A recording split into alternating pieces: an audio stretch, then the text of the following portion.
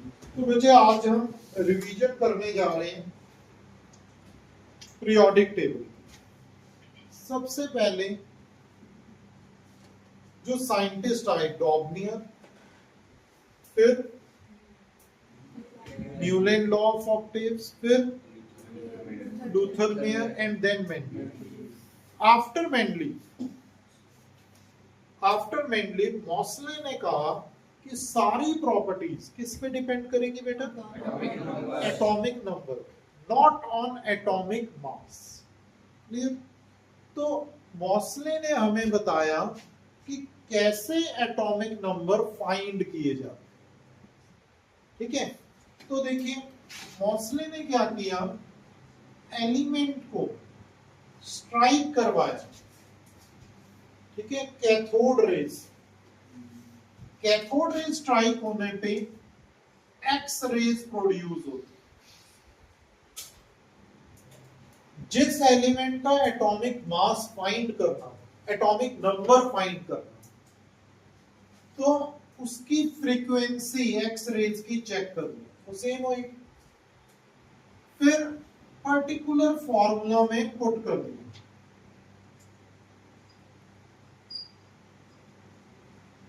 ठीक है, Z atomic number find हो गया। क्या फाइंड हुआ? Atomic number. समझ आ रही है?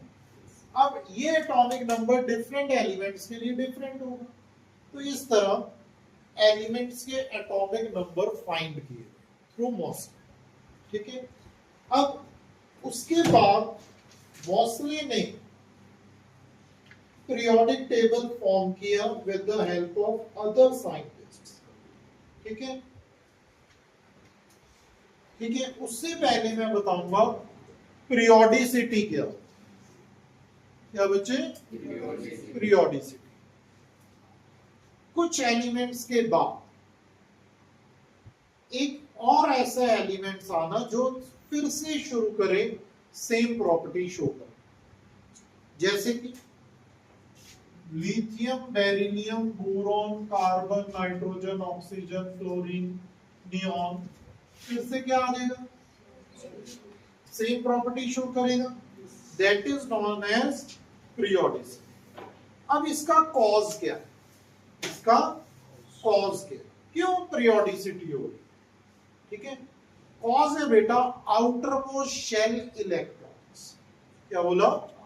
आउटर मोस्ट शेल इलेक्ट्रॉन्स, मतलब इनके सारे के सारे एलिमेंट्स आउटर मोस्ट शेल में सेम। ठीक है, लिथियम में अगर आप देखोगे तो क्या आता है? 1s2 2s1 2s1 आ गया। इसमें क्या आता है? नियॉन 3s1, लास्ट में 3s1 आ गया। तो मतलब आउटर मोस्ट शेल में और उनमें जो सब शेल है उनमें सेम इलेक्ट्रॉन्स का हो, सेम इलेक्ट्रॉन्स का हो। That is cause of periodicity. और you can say cause of periodicity outer most shell के इलेक्ट्रॉन्स क्यों हैं? क्योंकि जब भी कोई रिएक्शन रोल प्ले हो, जब भी कोई एलिमेंट रिएक्ट करेगा तो वो इनर शेल के इलेक्ट्रॉन्स यूज नहीं करेगा, हमेशा आउटर मोस्ट शेल के इलेक्ट्रॉन्स को यूज में लेके आए। आ रहा समझ? That is known as cause of periodicity. फिर आते हैं मैजिक नंबर। ठीक है, तो देखो कुछ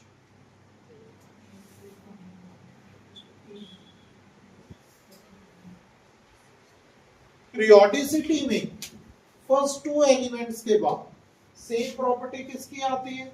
नेक्स्ट एलिमेंट। फिर 8 एलिमेंट्स होते हैं, ऐसे अब 2 8 18 और 32 ये मैजिक नंबर कहलाते। क्या कहलाते हैं? Magic number. ठीक है, क्लियर है? फिर मैंने आपको शॉर्ट में पीरियोडिक टेबल के बारे में बताया। ठीक है, जल्दी से बता देता हूं।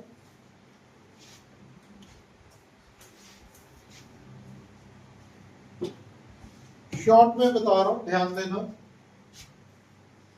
Rough form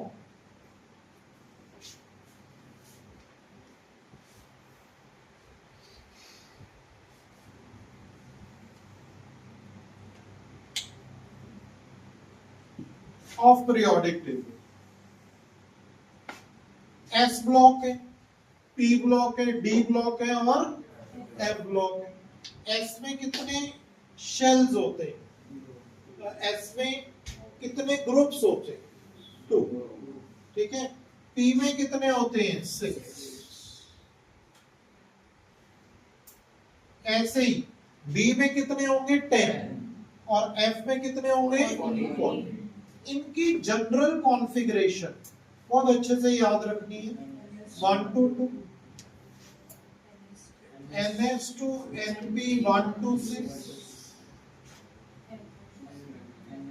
NS 1 to 2 N minus 1 D 1 to 10।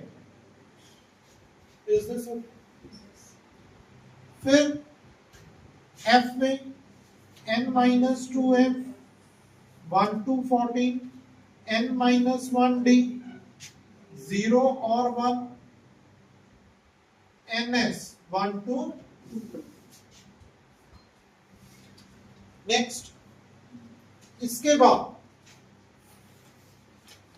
First सब में NS1 होगा, N क्या है, शेल। नेक्स्ट NS2 होगा। ऐसे यहां पे P1 P2 P3 P4 P5 और P6 जितने भी एलिमेंट, जो आउटर मोस्ट एस सब शेल्स हैं, एस और पी, ये रिप्रेजेंटेटिव एलिमेंट्स कहलाते हैं और ये ट्रांजिशन एलिमेंट्स कहलाते हैं।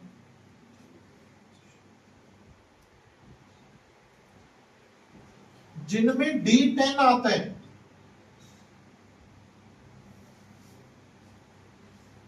ये एलिमेंट एक्चुअली ट्रांजिशन एलिमेंट नहीं कहलाते, ये हम +2 में करते हैं जब D and F block elements आए।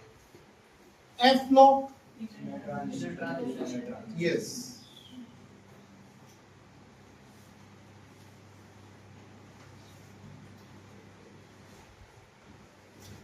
क्यों इन्हें ट्रांजिशन एलिमेंट कहलाते हैं? क्योंकि यहां पे जो 57th एलिमेंट है वो लेंथनम एलिमेंट, ठीक है, और 58 से लेकर 71 तक, 58 से 71 तक आप गिनेंगे 14 एलिमेंट्स पर, और ये लेंथनॉइड सीरीज कहलाती है।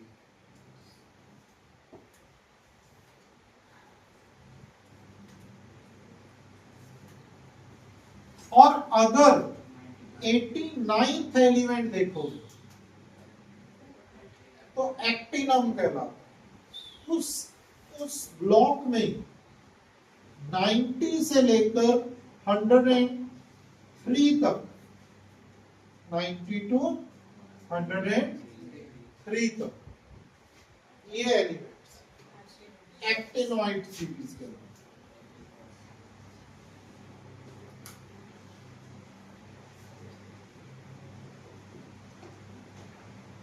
क्या कहलाते हैं, actinoid series. Is this okay? Any doubt in this? कोई भी डाउट? अब देखो, यहां पे अगर आप देखेंगे मेटलॉइड्स, इसके इस साइड सारे मेटल्स और इस साइड सारे non metals. Is this okay? Hydrogen is an exception. Hydrogen के बारे में कॉन्ट्रडिक्शन आज भी देखो, सारे एलिमेंट्स फाइंड होगी पोजीशनिंग, फर्स्ट एलिमेंट की पोजीशनिंग आज तक नहीं पता। कुछ साइंटिस्ट विद प्रूफ ये कहते हैं कि फर्स्ट ग्रुप में लाई करेगा, कुछ साइंटिस्ट विद प्रूफ कहते हैं कि 17th ग्रुप में लाई करेगा, और कुछ साइंटिस्ट विद प्रूफ कहते हैं दोनों में लाई नहीं करेगा। Is this okay? आ रहा है समझ? बोलो। फिर 89th एलिमेंट के बाद सारे एलिमेंट्स क्या कहलाते हैं? Radio active. क्या कहलाते हैं? Radio active. और 92 के बाद सारे एलिमेंट्स ट्रांस यूरेनिक कहलाते हैं। क्या कहलाते हैं?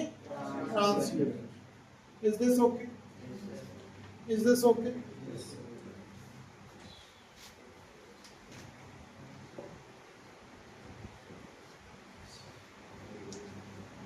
फर्स्ट ग्रुप एल्कली मेटल्स कहलाता है, second group alkaline earth metals, last group noble gases, second last group,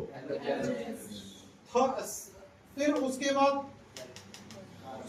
halogen से पहले कैल्कोजन। क्या कहलाता है? यहाँ पे P1 में boron family, carbon family, nitrogen family. Is this okay? हो जाएगा।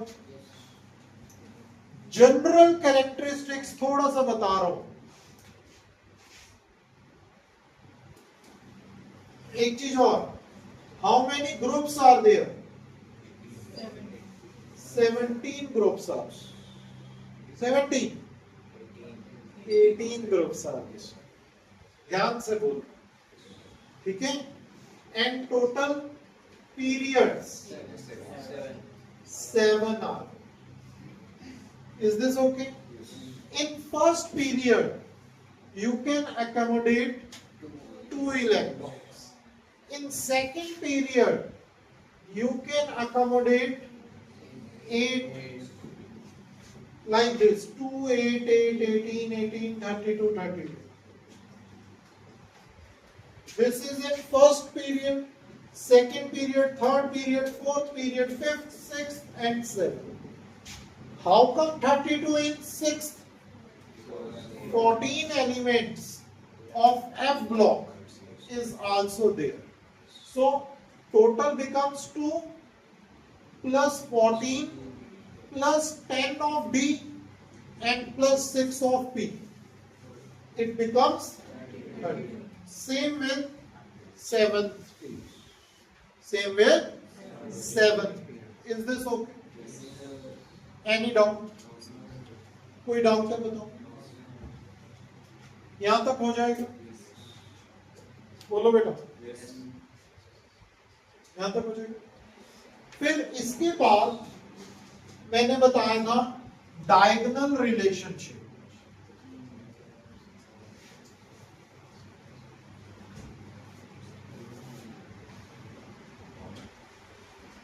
बच्चे कुछ हमने ग्रुप्स क्यों बनाई? ताकि वो सेम प्रॉपर्टी शो करे।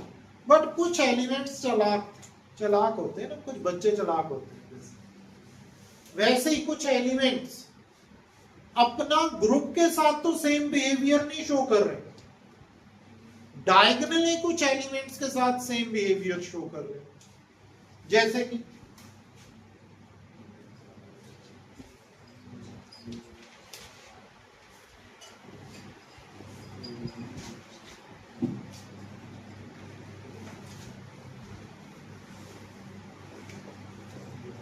लिथियम सोडियम के साथ सेम प्रॉपर्टी शो करनी चाहिए क्योंकि उसी के ग्रुप में, बट लिथियम और मैग्नीशियम की प्रॉपर्टी सेम है। Same with beryllium and aluminium, same with boron and silicon. आ रहा बेटा समझ? आ रहा समझ? क्यों ऐसा हो रहा है? क्यों ऐसा हो रहा है? क्योंकि जब साइंटिस्ट ने देखा left to right in a period size decrease करते हैं। क्यों करते हैं? क्योंकि सेम शेल में इलेक्ट्रॉन ऐड होते रहते हैं। सेम शेल में इलेक्ट्रॉन ऐड होने से internuclear distance, sorry internuclear attraction increase होती रहती है, जिसके कारण ये कॉन्ट्रैक्ट होता रहेगा और साइज डिक्रीज हो। बट अगर आप ग्रुप में जाते हो तो शेल बढ़ते जाते हैं, तो साइज क्या होते हैं? देखा क्या गया? डिक्रीज लेफ्ट टू राइट हो रहे, इंक्रीज टॉप टू बॉटम होते हैं। तो इनमें डिक्रीज और इंक्रीज ऑलमोस्ट सेम हो, जिसके कारण इनके साइजेस सेम आ जाते हैं, ऑलमोस्ट सेम हो जाते हैं, नियर बाय सेम हो जाते हैं, जिसके कारण वो फर्दर प्रॉपर्टीज भी सेम शो करते हैं। क्या ये क्लियर हो रहा है? तो बेटा मैं ये बता रहा था कि डिक्रीज और इंक्रीज ऑलमोस्ट क्या हो जाता है? सेम, जिसके कारण एटॉमिक साइजेस क्या हो जाते हैं? ऑलमोस्ट सेम, जिसके कारण वो सेम प्रॉपर्टी शो करते हैं। क्या शो करते हैं? Same property. Is this okay? आप देखिएगा बड़े ध्यान से।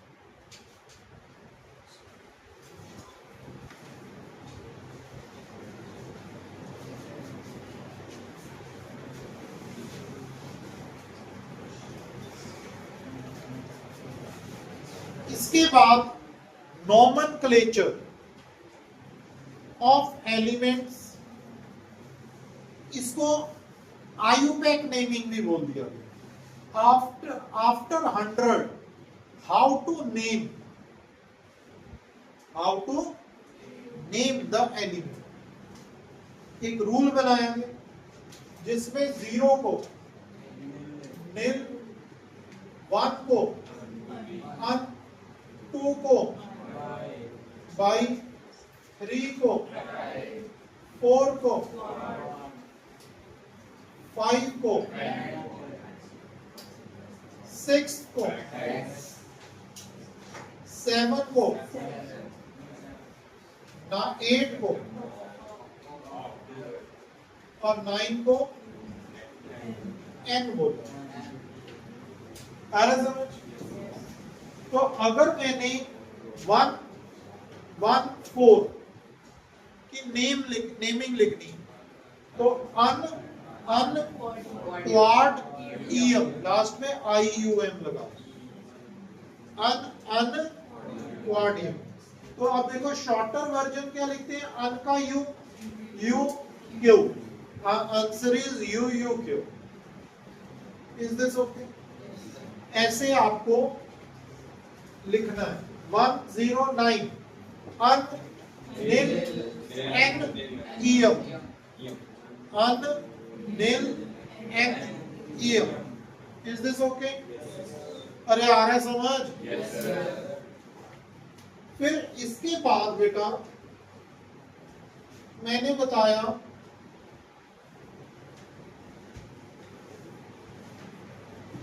How to find the position of element. बहुत इंटरेस्टिंग है और बहुत इंपॉर्टेंट भी।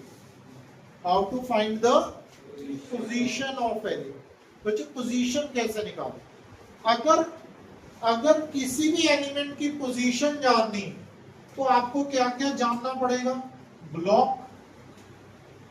Period and group. ये 3 चीजें बता दो तो कोई भी पीरियोडिक टेबल देख के उसकी पोजीशन बता दो। समझ आई? तो देखो कैसे फाइंड करते हैं। किसी भी एलिमेंट की, मान लो आयरन लेते हैं, उसकी इलेक्ट्रॉनिक कॉन्फ़िगरेशन लिख दो। क्या आएगी? Argon 4s2 3d6। कोई भी एलिमेंट की अगर आपने इलेक्ट्रॉनिक कॉन्फ़िगरेशन लिख दी तो बच्चे लास्ट सबशेल जिसमें वो एंटर हुए लास्ट इलेक्ट्रॉन, वो उसका ब्लॉक हो। तो क्या आ गया? Block, B block. आ रहा समझ? फिर देखो सबसे बिगेस्ट शेल जिसमें होगा, पूरी इलेक्ट्रॉनिक कॉन्फ़िगरेशन में सबसे बिगेस्ट शेल होगा, उस पीरियड का वो एलिमेंट। Is this okay? अरे आ भी रहा है। फिर देखो, अगर आप ग्रुप फाइंड करना चाहते हो, क्या फाइंड करना चाहते हो, तो आपको ब्लॉक वाइज चेक करना पड़ेगा। अगर एस ब्लॉक में लास्ट इलेक्ट्रॉन आ रहा है तो आप कुछ ना करिए, एक इलेक्ट्रॉन आ रहा है तो कह दीजिए फर्स्ट ग्रुप है। अगर 2 इलेक्ट्रॉन्स आ रही है इसमें तो कह दीजिए second group. Is this okay? आया समझ? फिर देखिए, अगर पी में आ रहा है, अगर पी में आ रहा है तो अगर आप क्या करिए, जितने भी इलेक्ट्रॉन्स पी में हैं, number of electrons in last P subshell, जितने भी इलेक्ट्रॉन्स आ रहे हैं उसमें 12 ऐड कर दीजिए। क्या ऐड करना है? 12 ऐड कर। फॉर एग्जाम्पल, मैं एग्जाम्पल लेके बताऊंगा। मान लो सिलिकॉन है, क्या बेटा, उसकी इलेक्ट्रॉनिक कॉन्फ़िगरेशन क्या होगी? 16 होता है। पी ब्लॉक आ गया, पी ब्लॉक का रूल लगेगा, पी में कितने इलेक्ट्रॉन एंटर हुए? 4, तो 12 में 4 एंटर कर दो, 16th ग्रुप का एलिमेंट। क्या ये समझ आई? क्या ये समझ आई? नेक्स्ट, बी सब बी में कैसे करें? ठीक है, बी में कैसे करेंगे देखो, अगर n-1 डी और ns में इलेक्ट्रॉन्स है, ठीक है, इसमें x और y ऐड कर दो, वो आपका ग्रुप नंबर हो जाएगा। क्या हो जाएगा? Group number. ठीक है, कैसे? देखिए, ये देखो, आयरन लिया, आर्गन 4s2 3d 6 है, बोलो, n सबसे बड़ा शेल होता है, कितने इलेक्ट्रॉन आए? 2। फिर n-1 d 3 हो गया, कितने इलेक्ट्रॉन आए? 2 + 6 कर दो, 8th ग्रुप का एलिमेंट हो, इसका एलिमेंट हो गया 8th ग्रुप का। फिर उसके बाद F ब्लॉक, कोई भी एलिमेंट आ जाए, बिना सोचे समझे 3rd ग्रुप आप लिखते, बिना सोचे समझे 3rd ग्रुप लिखते। तो ये था आपका फर्स्ट लेक्चर के सारे टॉपिक्स जो पीरियोडिक टेबल में मैंने आपको करा। ठीक है, सॉरी, सल्फर आएगा। ठीक है, सल्फर का एटॉमिक नंबर 16 होता है, सिलिकॉन का 14 होता है। ठीक है, तो ये 16 के हिसाब से। ठीक है बेटा, ये आपको मैंने फर्स्ट लेक्चर करा। नेक्स्ट अब हम करेंगे बेटा लेक्चर नंबर 2 स्टार्ट करने लगे हैं। बड़े ध्यान से, बहुत कंसंट्रेशन से समझेंगे। ठीक है, देखिए, आयोनाइजेशन एनर्जी,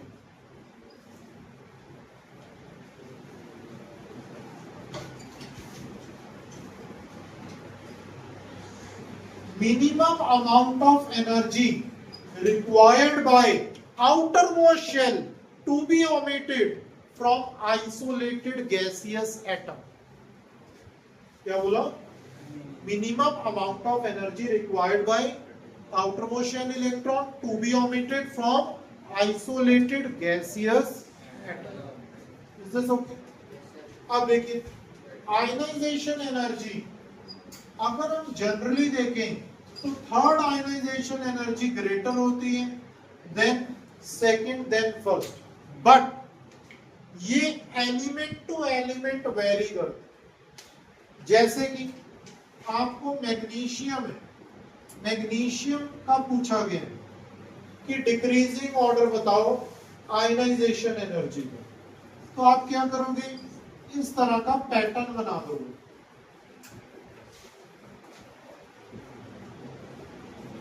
3 इलेक्ट्रॉन निकालते हुए दिखा दो।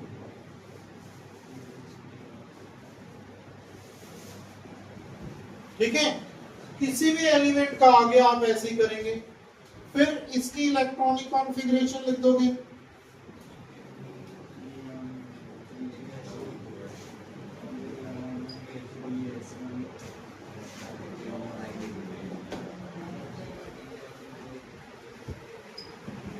अब आप देखेंगे, जज करेंगे कि किसमें सबसे ज्यादा एनर्जी लगेगी। बट एक बात का ध्यान रखें कि हाफ फिल्ड और फुली फिल्ड जब आ जाए वो ज्यादा स्टेबल होते हैं और इलेक्ट्रॉन को निकालना मुश्किल होता है। तो सबसे ज्यादा आप देख रहे हैं नॉर्मल गैस से इलेक्ट्रॉन निकालना मुश्किल है, ये स्टेट तो बन ही नहीं पाती। तो एनर्जी क्या चाहिए, मैक्सिमम। तो आयनाइजेशन एनर्जी 3 सबसे ज्यादा। Is this okay? सेकंड, उसके बाद एनर्जी किसमें ज्यादा लगेगी? फर्स्ट में लगेगी। पहला ये पेयर्ड है, दूसरा यहां से यहां जाना आसान है, नॉर्मल गैस तक जाना आसान है क्योंकि वो स्टेबल होना चाहिए, तो एनर्जी कम लेगा, तो सेकंड लगेगी और फर्स्ट। क्लियर है? क्लियर है बेटा? बोलो।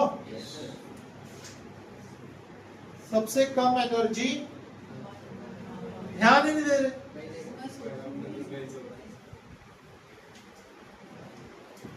सेकंड में लगी, ध्यान दो बेटा,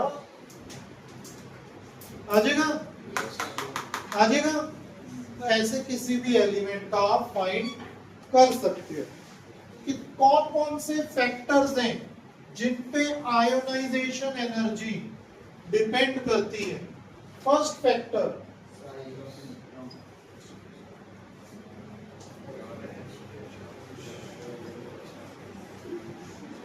फर्स्ट फैक्टर जिन पे आयोनाइजेशन एनर्जी डिपेंड करती है, that is effective nuclear charge. क्या बच्चे? Effective nuclear charge. क्या होता है इफेक्टिव न्यूक्लियर चार्ज? आपको बहुत डिटेल में समझाने वाला हूं, बड़े ध्यान से समझिएगा। देखिए बच्चे, जैसे ये शेल है, इसके आउटर मोस्ट शेल में 3 इलेक्ट्रॉन, हमने ये इलेक्ट्रॉन को बाहर निकालना है। इस इलेक्ट्रॉन को कौन अट्रैक्शन दे रहे हैं? तो ये हो गया उसका न्यूक्लियर चार्ज। याद रहेगा, न्यूक्लियर चार्ज सारे इलेक्ट्रॉन्स को होल्ड करके रखता है। इलेक्ट्रॉन इलेक्ट्रॉन रिपल्शंस होती हैं जो कि सेम शेल में भी होंगी और इनर शेल्स में भी होंगी। अरे बोल दो, वो कहलाता है शील्डिंग इफेक्ट।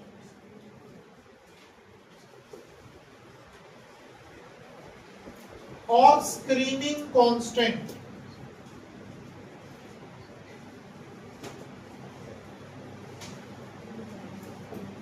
सिग्मा से डिनोट करते हैं।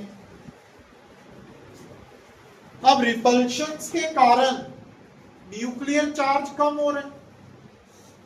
अरे वो तो अट्रैक्ट कर रहे हैं, रिपल्शंस रिपेल कर रही हैं, ऑपोजिट नेचर है, तो वो क्या हो रहे हैं?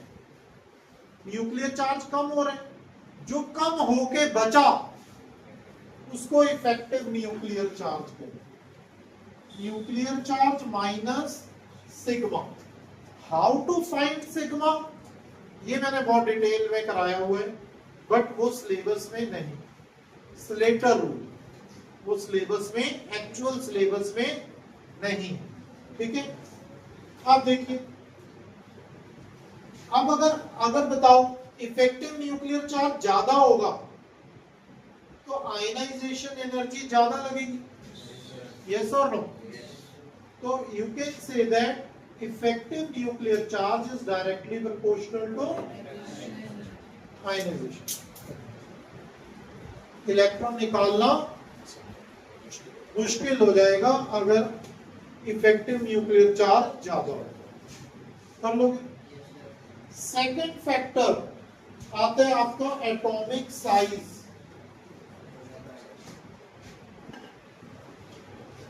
और रेडियल। ऑब्वियस सी बात है, अगर एटॉमिक साइज छोटा होगा तो न्यूक्लियस के क्लोजर होंगे इलेक्ट्रॉन, इलेक्ट्रॉन को निकालना बाहर मुश्किल हो। तो you can say top to bottom in a group ionization energy decreases और लेफ्ट टू राइट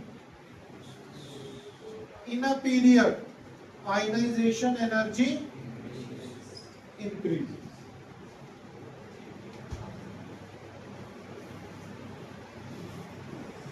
तो एटॉमिक साइज इंक्रीज होने से आयनाइजेशन एनर्जी डिक्रीज हो रही है, तो atomic size is inversely proportional to ionization energy. बहुत सिंपल, बहुत सिंपल। ठीक है, नेक्स्ट है पेनिट्रेशन इफेक्ट।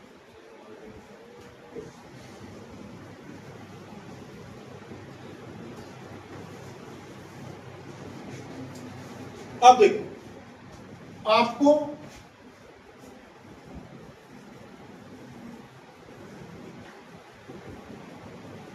ये मैंने बताया था कि सब शेल्स होती है शेल के अंदर एसपीडी है। अगर इलेक्ट्रॉन ज्यादा पेनिट्रेट कर गया तो कहां तक चला जाएगा? एस तक चला जाएगा, न्यूक्लियस के क्लोजर हो जाएगा। आयनाइजेशन एनर्जी ज्यादा चाहिए होगी इलेक्ट्रॉन को निकालने के लिए, तो एस का पेनिट्रेशन इफेक्ट ज्यादा होता है, then P, then D, then F. Next is shielding effect.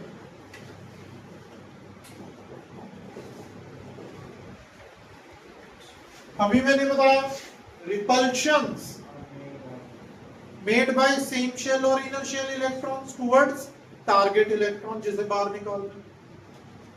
अब अगर शील्डिंग इफेक्ट ज्यादा हुआ, सिग्मा ज्यादा होगा, इफेक्टिव न्यूक्लियर चार्ज कम होगा, इलेक्ट्रॉन निकालना आसान हो जाएगा।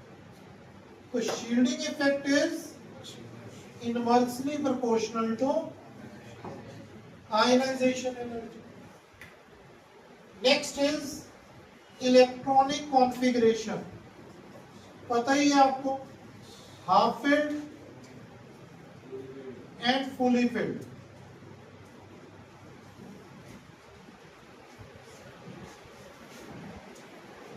आर मोर स्टेबल, ज्यादा स्टेबल होंगे तो क्या होगा? इलेक्ट्रॉन निकालने के लिए ज्यादा एनर्जी चाहिए, तो आयनाइजेशन एनर्जी इंक्रीज हो जाएगा। Variation in the periodic table, ये तो मैंने बता ही दिया।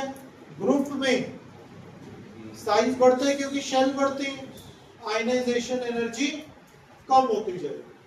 पीरियड में साइज डिक्रीज होते हैं, आयनाइजेशन एनर्जी इंक्रीज होती है।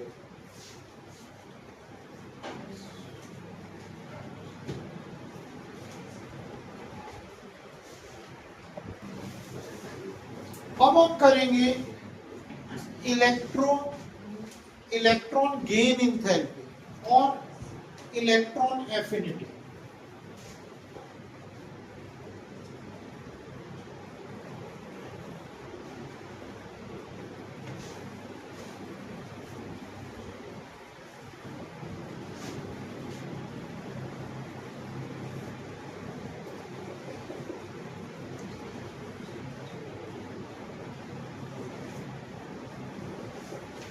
इलेक्ट्रॉन एफिनिटी बहुत ध्यान से, बहुत कंसंट्रेशन से समझिए। Energy change taking place when an electron is added to an isolated gaseous atom. इलेक्ट्रॉन आने के बाद, किसमें आने के बाद, आइसोलेटेड गैसियस एटम में इलेक्ट्रॉन आने के बाद क्या एनर्जी चेंज आएगा, क्या एनर्जी चेंज, दैट्स, समझ गए, that is known as electron affinity और इलेक्ट्रॉन गेन। क्लियर? अब इलेक्ट्रॉन एफिनिटी और इलेक्ट्रॉन गेन एंथैल्पी में क्या डिफरेंस, ध्यान से समझ लो बच्चे। इलेक्ट्रॉन एफिनिटी या तो जीरो होगी या पॉजिटिव होगी।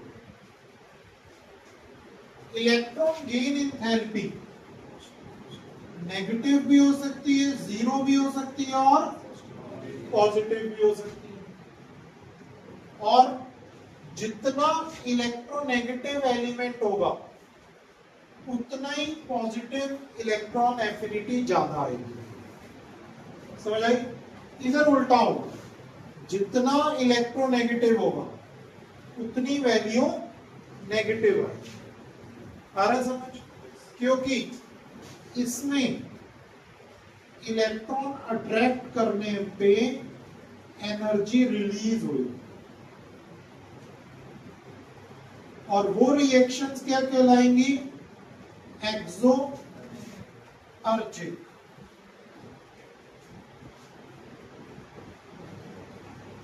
याद रहेगा। और अगर इलेक्ट्रॉन आने पे एनर्जी देनी पड़ रही है उसको लाने के लिए, तो वो क्या होगा, एंडो अर्चिक। उसमें क्या आएगी, इलेक्ट्रॉन गेन एंथैल्पी की वैल्यू पॉजिटिव आएगी। क्या आएगी बेटा, ये डिफरेंस, ये क्या है। अब देखो, सबसे ज्यादा इलेक्ट्रॉन एफिनिटी किसकी होती है, chlorine, which is more than fluorine, because chlorine का एप्रोप्रिएट साइज होता है, जिसके कारण इलेक्ट्रॉन रिपल्शंस बहुत ज्यादा नहीं होती और बाहर से इलेक्ट्रॉन लाना आसान हो जाता है न्यूक्लियस। फ्लोरीन में क्या है, साइज बहुत छोटा है, जिसके कारण इलेक्ट्रॉन रिपल्शंस बेटा ज्यादा हो जाती है। बाहर से इलेक्ट्रॉन अट्रैक्ट करना कंपैरेटिवली मुश्किल हो जाता है टू क्लोरीन। समझ आई? सेम बिहेवियर हमें सल्फर और ऑक्सीजन का भी देखने को मिलेगा। सेम बिहेवियर फास्फोरस और नाइट्रोजन का भी देखने को मिलेगा। Is this okay? समझ आ रही है कि नहीं? कौन से फैक्टर्स हैं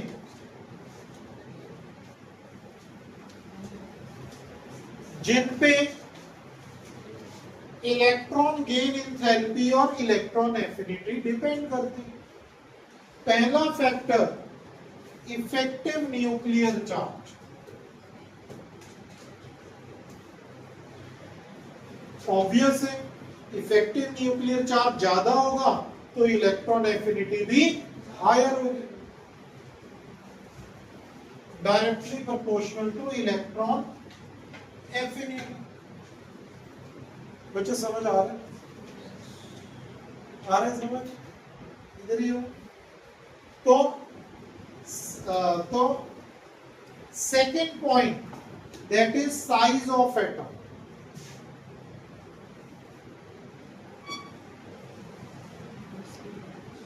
साइज ज्यादा बड़ा होगा तो न्यूक्लियस ज्यादा इलेक्ट्रॉन्स के साथ ऑक्यूपाइड रहेगा, इलेक्ट्रॉन को लेके आना मुश्किल है। समझ आई? ठीक है, तो बट बहुत छोटा भी नहीं होना चाहिए, ज्यादा छोटा होगा तो इंटर इलेक्ट्रॉनिक रिपल्शन बढ़ जाएगी। तो एप्रोप्रिएट साइज सेकंड ग्रुप के सेकंड एलिमेंट्स का पाया जाए इलेक्ट्रोनेगेटिव। समझ आ गई? जैसे कि क्लोरीन, फास्फोरस, सल्फर। ठीक है, नेक्स्ट उसके बाद एलिप्टिसिटी ऑफ सबशेल्स।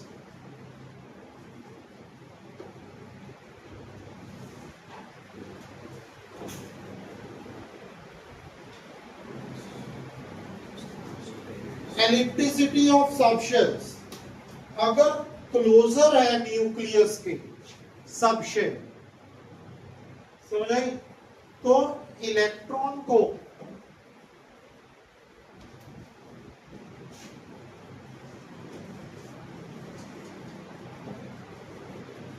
ये क्लोजर है,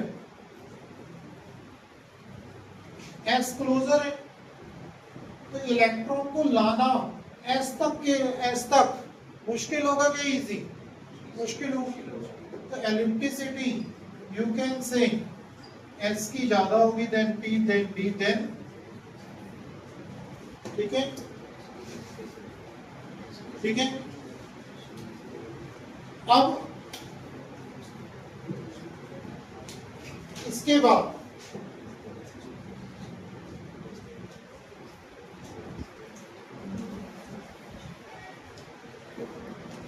मैंने आपको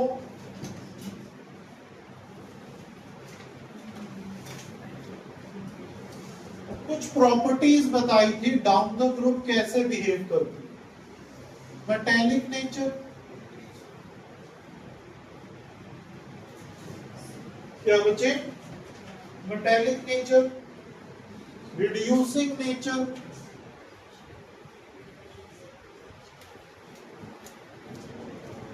और एक्टिविटी ऑफ मेटल,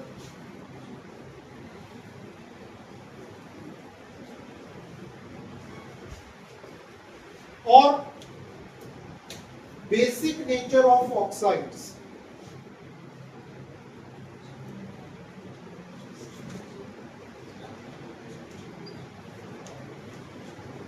ये सारी की सारी property down the group increase होगी, left to right decrease, and vice versa also. Vice versa कैसे? अगर reducing nature down the group increase हो रहे हैं तो oxidising nature down the group क्या होगा? डिक्रीज, उल्टा हो। ठीक है, तो ये था बेटा इलेक्ट्रॉन एफिनिटी और इलेक्ट्रॉन गेन इन। अब हम करेंगे बेटा इलेक्ट्रोनेगेटिविटी। क्या करने वाले हैं?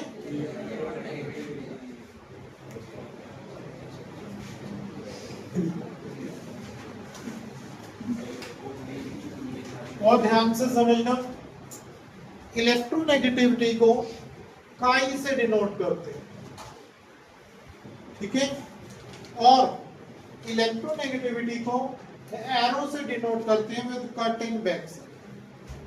एरो किस साइड जाएगा? More electronegative. और कहां से जाएगा? लेस इलेक्ट्रोनेगेटिव और इलेक्ट्रोपॉजिटिव। समझ आ रहा है कि नहीं? फिर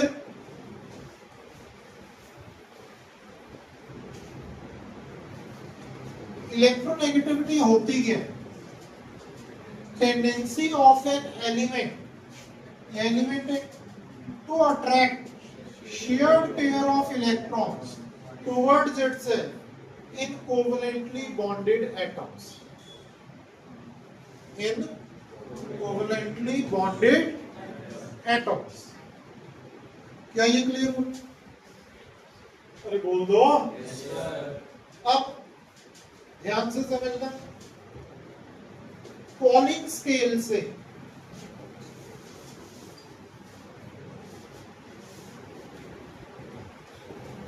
हमें इलेक्ट्रोनेगेटिविटी फाइंड करनी सी, कैसे?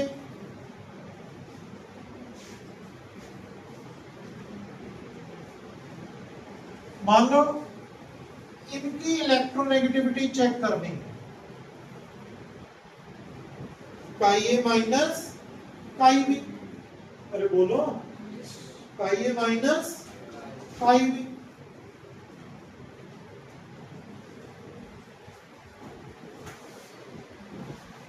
ये फॉर्मूला, डेल्टा यहां से कैसे फाइंड होगा?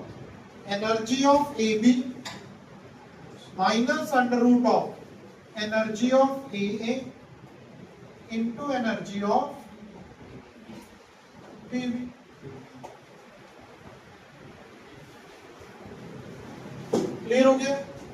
अब देखो एनर्जी क्या है, बॉन्ड एनर्जी, वो वैल्यू आपको दी होगी, इनकी भी बॉन्ड एनर्जी, इनकी भी बॉन्ड एनर्जी, डेल्टा आ जाएगा, डेल्टा इधर पुट कर दोगे, काई ए माइनस काई बी, मतलब इलेक्ट्रोनेगेटिविटी डिफरेंस आ जाएगा। क्या आ जाएगा? Electronegativity difference. ठीक है, कौन से फैक्टर्स हैं जिन पे इलेक्ट्रोनेगेटिविटी डिपेंड करती है? Factors, first is effective nuclear charge. Obvious है, अगर इफेक्टिव न्यूक्लियर चार्ज ज्यादा होगा तो इलेक्ट्रोनेगेटिविटी भी ज्यादा होगी।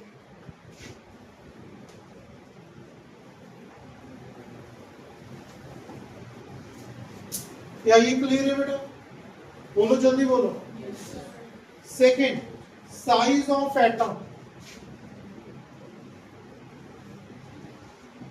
जितना स्मॉल साइज होगा एटम का उतनी इलेक्ट्रोनेगेटिविटी ज्यादा होगी, उतनी। तो बेटे आगे हम करेंगे applications of electronegativity, applications of electronegativity. Factors कर लिए थे ना। नेक्स्ट देखिए बच्चों, applications.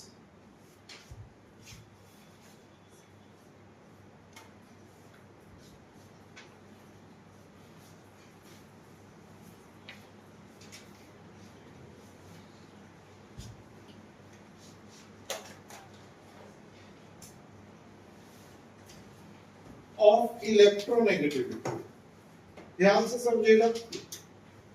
First is to predict the nature of bond.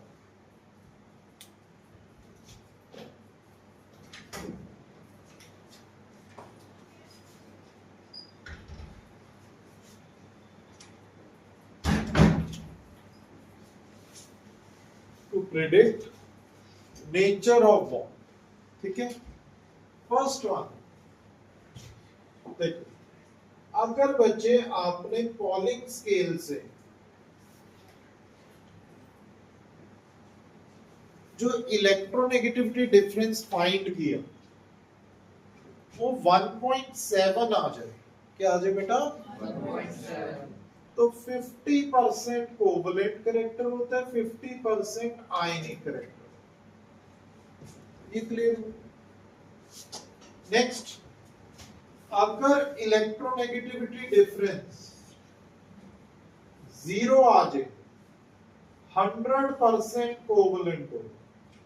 अगर इलेक्ट्रोनेगेटिविटी डिफरेंस लेस देन 1.7 आ जाए तो more covalent less ionic, more covalent less ionic. और अगर इलेक्ट्रोनेगेटिविटी डिफरेंस ग्रेटर देन 1.7 आ जाए तो more ionic and less covalent. ये बात का ध्यान रखिएगा करते हुए, ठीक है। Next, to predict effect of electronegativity on bond angles.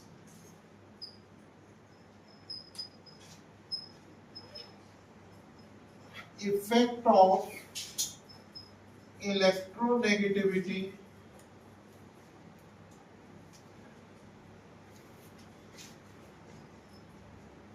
On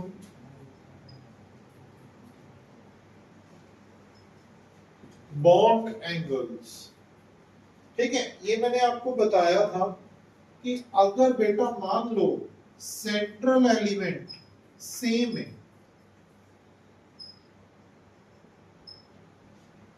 central element same है, जैसे ऑक्सीजन यहां पे बेटा देख रहे हो तो क्या है बेटा, सेम। तो साइड एलिमेंट की इलेक्ट्रोनेगेटिविटी देखो, अगर सेंट्रल एलिमेंट सेम है, साइड एलिमेंट की इलेक्ट्रोनेगेटिविटी ज्यादा है, तो बॉन्ड एंगल स्मॉल हो। क्या होगा, बॉन्ड एंगल स्मॉल हो।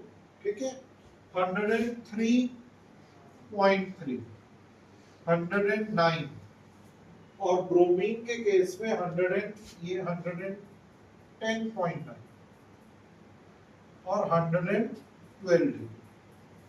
तो आप देख पा रहे हो इलेक्ट्रोनेगेटिविटी अगर ज्यादा है, bond angle small, bond angle small, without हो जाएगा। नेक्स्ट, वाइस वर्सा भी हो सकता, मतलब अगर साइड एलिमेंट सेम हो, सेंट्रल एलिमेंट डिफरेंट हो, तो अगर इलेक्ट्रोनेगेटिविटी सेंट्रल एलिमेंट की उस केस में ज्यादा होगी तो बॉन्ड एंगल भी ज्यादा होगा। ठीक है, एक एग्जांपल बता रहा हूं, ध्यान से देखिएगा।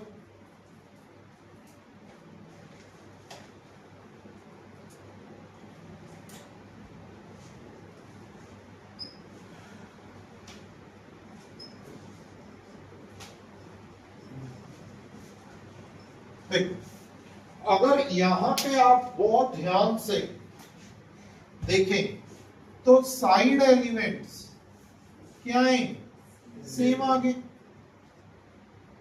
सेम आगे, सेंट्रल एलिमेंट डिफर होगी। अब सेंट्रल एलिमेंट की इलेक्ट्रोनेगेटिविटी ज्यादा होगी तो बॉन्ड एंगल भी ज्यादा। ठीक है, तो इसका बॉन्ड एंगल आएगा 106.6 डिग्री। नेक्स्ट 93.5, 91.5 डिग्री और 90.3 डिग्री। तो ये बेटा आपको बॉन्ड एंगल्स में बताया मैंने। ठीक है, एक चीज की लिटिल बिट एक्सेप्शंस भी। ठीक है, कैसे, थोड़े ध्यान से समझना। अगर मान लो अमोनिया आ गया, NF3 आ गया, NCl3 आ गया, अब देखो सेंट्रल एलिमेंट सेम है,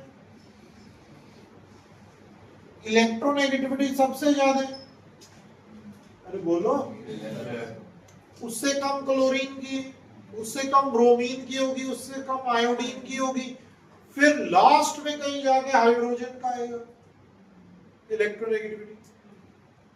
तो होना क्या चाहिए, होना चाहिए सबसे बड़ा एंगल NH3 का होना चाहिए, बट सबसे बड़ा नहीं होता है। समझ आया, सबसे बड़ा नहीं होता। ठीक है, इसका एंगल 106.85 डिग्री होता है, 106.8 डिग्री, मतलब नियर बाय NCl3 होता है। समझ आ रहा है कि नहीं। और NF3 का बॉन्ड एंगल 102.2 डिग्री। क्लियर हुआ। तो ये थोड़ा आपने ध्यान से इसमें देखना है, जब हाइड्रोजन क्या आ जाए, बस दैट्स इट। तो ये था आपका लेक्चर नंबर 2 जो मैंने आपको कराया। ठीक है, अब हम लेक्चर नंबर 3 स्टार्ट करने लगे। बहुत छोटा सा लेक्चर है, बहुत ध्यान से देखिए।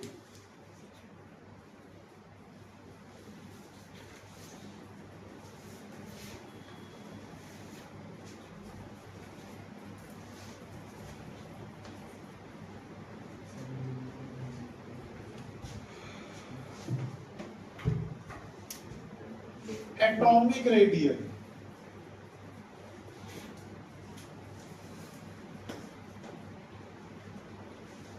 बेटा it is very difficult to find the atomic radii of any particular element, atom of an element. Why so? क्या डिफिकल्टीज आती हैं एटॉमिक रेडियाई को फाइंड करने में? पहली difficulty, it is very difficult to isolate a single atom.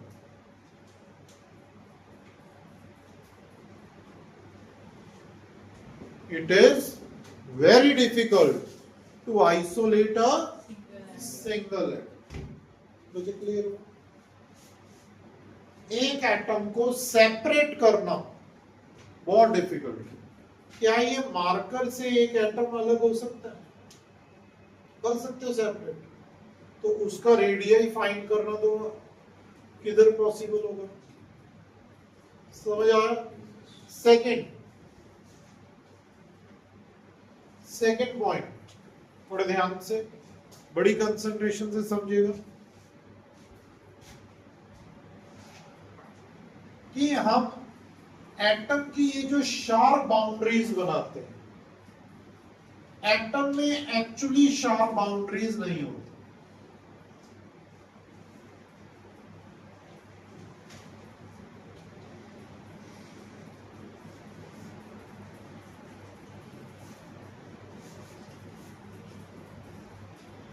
अब देखो एटम में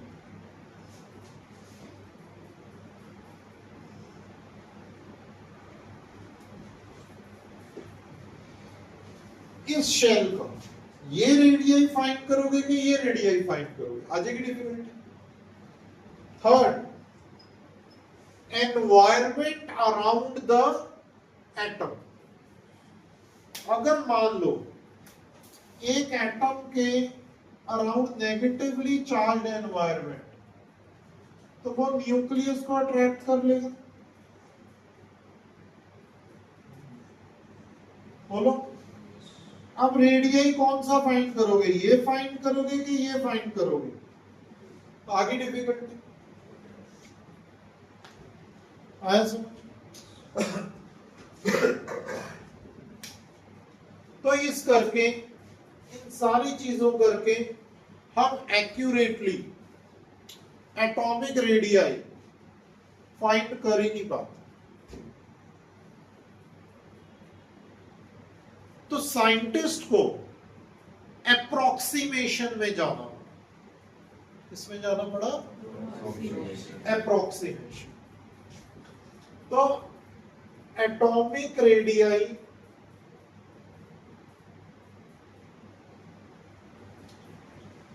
फाइंड करने के लिए सबसे पहले कौन सा आया? Covalent radii. क्या आया? कोवलेंट रेडियाई में ओवरलैप्ड एटम्स होते हैं। क्या होते हैं बच्चे? Overlapped atoms. ऐसे इनके इंटरन्यूक्लियर डिस्टेंस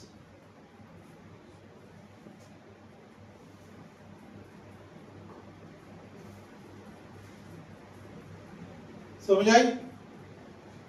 क्या होता है इंटरन्यूक्लियर डिस्टेंस? उसका हाफ क्या होगा? Covalent radius. Covalent radius. Second, van der Waals radii. देखो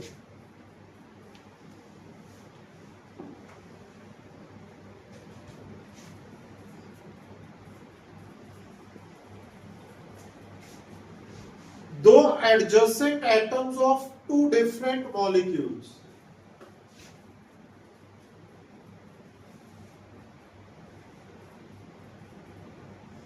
उनके बीच का डिस्टेंस, इंटरन्यूक्लियर डिस्टेंस, उसका हाफ वेंडरवॉल रेडियस।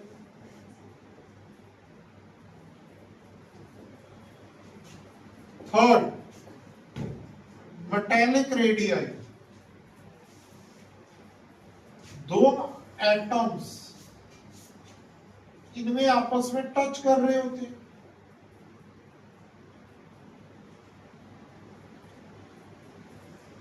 फिर से इंटरन्यूक्लियर डिस्टेंस उसका हाफ।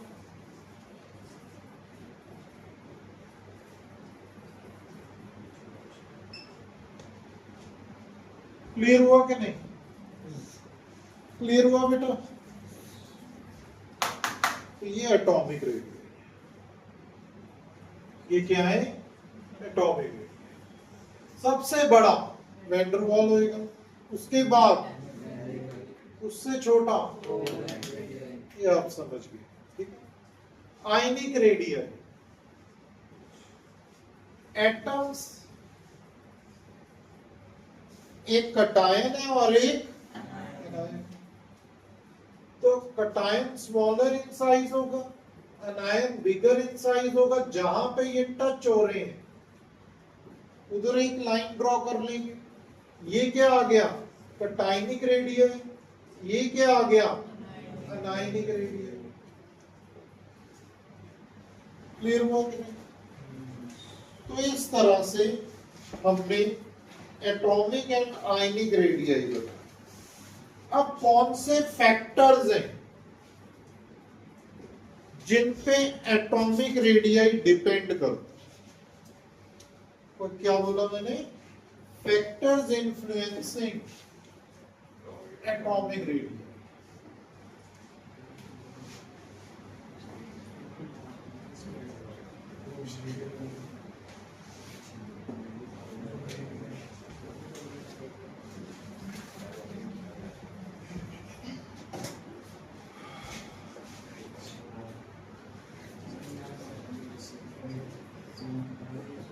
कौन से फैक्टर्स हैं जिन पे एटॉमिक रेडियस डिपेंड करते?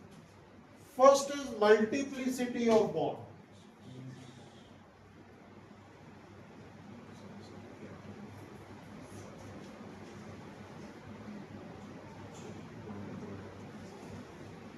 क्या बचे? Multiplicity of bond. ठीक है, जो ट्रिपल बॉन्ड होगा उसका एटॉमिक रेडियस लेस होगा then double then single. Clear हुआ? Second, percentage ionic character. Obvious है, आयनिक कैरेक्टर जितना होगा ज्यादा, ठीक है, आयंस आपस में अट्रैक्टेड होंगे, कंजस्टेड होंगे, तो एटॉमिक मतलब रेडियस कम। ठीक है। Next, third, effective nuclear charge. क्या बच्चे? बच्चे इफेक्टिव न्यूक्लियर चार्ज की अगर हम बात करें, ठीक है, तो जैसे जैसे इफेक्टिव न्यूक्लियर चार्ज बढ़ेगा एटॉमिक रेडियस कम होता जाएगा, मतलब अट्रैक्शन बढ़ती जाएगी, एटॉमिक रेडियस कम होता जाएगा। Inversely proportional to atomic radius. Clear है? नेक्स्ट, ग्रुप में एटॉमिक रेडियस इंक्रीज करें। क्यों? क्योंकि शेल्स बढ़ रही, ठीक है। साइज ऑफ कटायन,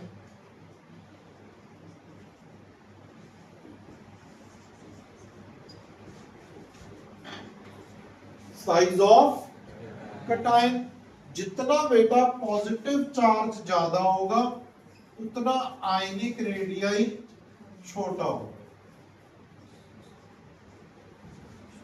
क्लियर हो गया? ये क्लियर हो गया? नेक्स्ट, साइज ऑफ अनायन, जितना अनायन का चार्ज ज्यादा होगा उतना साइज भी ज्यादा। याद रखो।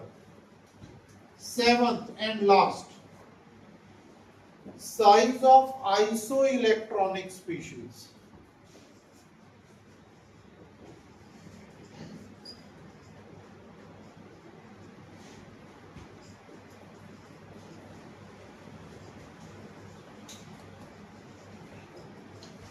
बेटा आइसो इलेक्ट्रॉनिक स्पीशीज में जितना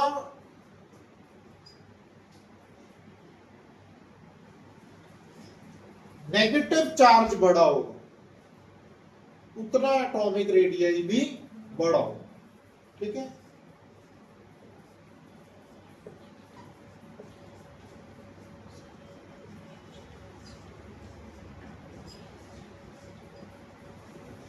ये क्लियर हुआ? क्लियर हुआ बेटा? तो ये था आपका थर्ड लेक्चर। उसके बाद वाला ओनली फॉर कंपटीशन है, वो सिलेबस पॉइंट में नहीं है। ठीक है, ये बातों का ध्यान रखना।